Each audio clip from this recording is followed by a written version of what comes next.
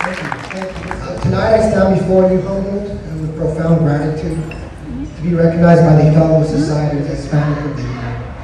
And esteemed, as Ms. Camacho said, an organization steeped and woven into the history of Raleigh itself. With an origin over 100 years old, you can't tell the story of our city without mentioning the Hidalgo Society and its members. In the last century, countless leaders have come through here and changed our community for the better. And when I first found out I was getting this award, I had two questions. Why me? And I say two because I saw some of those comments on Facebook. It's not, I'm trying. It's weird because in social media you can portray yourself to be anything you want: good, perfect, nice, and love. So it really baffles me when some people willingly choose to portray themselves as just haters. Real negative. But I really do question as to why me, especially when I look back at all those before me that have been recognized for this award. People like both my parents, who spent the majority of their lives and careers giving back to the community. And here I am, still relatively young and early in my own journey of service and leadership, and yet being bestowed this award. But as someone with a lifelong love of literature and words matter, so I broke down the title of this award: Hispanic of the Year. Hispanic, obviously, of the year, of the year. And I've had quite a year. I have quite a year. If we just go back 1 year from today, I've carried with me many roles representing Raleigh and our valley, whether it be for our schools or cities, and doing my best to ensure that our story is being told and heard across our state and wherever else possible. A year ago, I was a representative on our Raleigh Elementary School District with Mr. Sanchez Banda, as well as representing our valley's public schools in the California School Boards Association, and in continuing the legacy of Cesar Guzman on the executive board of the California Latino School Boards Association. And today I stand before you as a representative on our Raleigh City Council and of our Valley Cities of the Southern California Association of Governments Regional Council. I also carry with me a representative role in my professional career as a public information officer for the County of Imperial. And I emphasize representative because representation matters.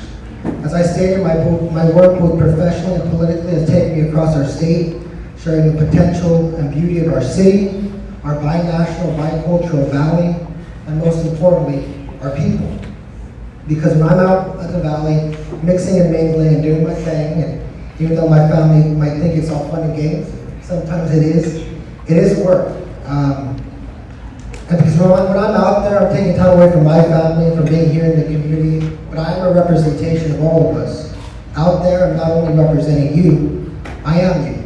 And it's not lost on me that I'm also representing those like me, millennials, forging new pathways of responsibility and adulthood, working families, juggling the balance of work, finances, children, and life, and every individual who may have ever gotten caught up in the wrong path and needed a second chance to rewrite their own story of redemption. And most importantly, I represent, as this award states, Hispanics. And I'll be honest, I've struggled at times with my own identity. As some of you may know, my Spanish isn't the greatest, and despite spending much of my youth on East Street at my Nana and Tata's house, or on J Street at my primos y Esquivel's, I was raised on the west side of the tracks. But I'm also profoundly aware and proud of my blooded roots. Whether Hispanic, Chicano, Mestizo, Latino, Mexican, American, or whatever the label, except Latinx, what do they? I know who and what I am. I am unapologetically and profoundly brown. And I just don't wear it as a color, I have no choice, but as a crown of unwavering pride. And it wasn't always the case in a world, and especially even within our own culture, where this notion that our worth is somehow bound by the shade of our skin. I heard growing up the comments, the jokes about being dark, prieto, and all those societal and cultural perceptions that a darker hue is something less desirable.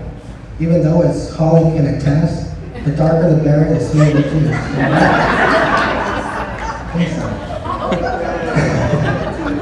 I wrapped it up.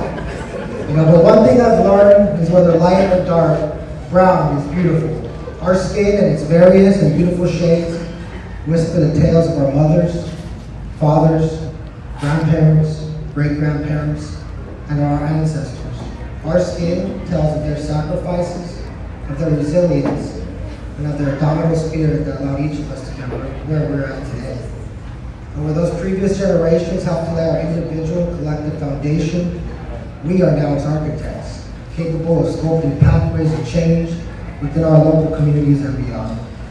And so many of you here are already doing so, not just the elected officials and just us getting awarded, but the coaches, the small business owners, the educators, the fighters, the elders, the workers, and all of you here supporting tonight. Please give a round of applause for yourselves, for being here. Give a round of applause.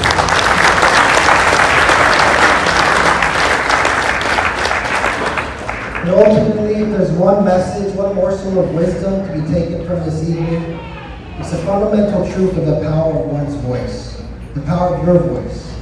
Use it, wield it, because a voice has the potential to be anything you want it to be. A voice can be the unsheathed sword against injustice, the harmonious melody that sings our tales, or the resounding echo that can tear down walls and build bridges. Your voice can forge, illuminate, and harmonize the path towards the change you wish to witness in our world, and it is uniquely yours. Remember, no matter the circumstance, no matter your social standing, your color, or creed, you control its power. No wealth can purchase it, no status can silence it, and no force can snatch it from your soul. Your voice is yours, and it is powerfully, unequivocally untouchable. Thank you for this award. This award really does mean a lot. Hold on, not yet. Gracias a todos. I accept this honor as an individual achievement, as a collective victory of our vibrant, unteetered, and strong community and may we continue to ascend together, united in our diversity and unbreakable in our resolve. Thank you all. Thank you.